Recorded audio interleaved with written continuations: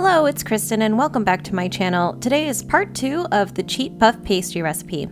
The reason why this is cheat puff pastry is because we didn't use the traditional style of laminating as we grated the butter instead.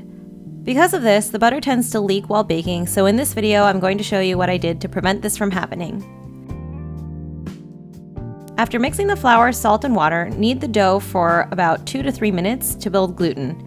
You want it all to come together to a nice soft dough, so if it becomes tough, let it rest for 30 minutes. After it all comes together, roll it out into a square shape. Mine was a little less than a 1/4 inch thick. We're essentially making a top crust to thinly cover the pastry while it bakes. I'm using half the pastry dough, so if you want to cover all of it, just double the recipe for the outer shell. Make sure all the dough is wrapped inside and all the seams are tightly closed. You'll find all of the ingredients listed in the description box below. Next, roll the dough out to a rectangle.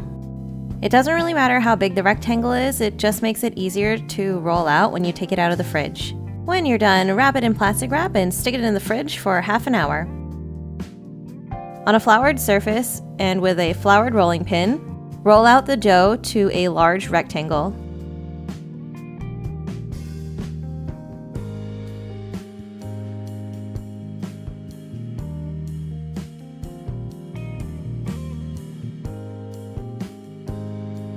Next, cut squares or whatever shape you want to bake these in.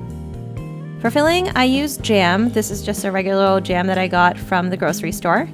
And I used Havarti cheese. At this point, your oven should be preheated to 400 degrees Fahrenheit. Don't forget to egg wash them before they go into the oven. Bake them for 20 to 25 minutes or until the tops are golden brown. These are what they look like when I didn't use the outer wrapping. You can see there's a lot of butter and jam leakage. For these ones, I used the outer shell. You can see that they did much better here. There was barely any leakage of butter and it was mostly just jam that got everywhere. I learned a lot by doing this recipe. I think the next time I'll just cover the pastry that I fill with jam and leave the cheese ones plain. And in general, I think you can skip the outer crust if you like, because if you don't mind the butter leaking out, they still taste pretty good.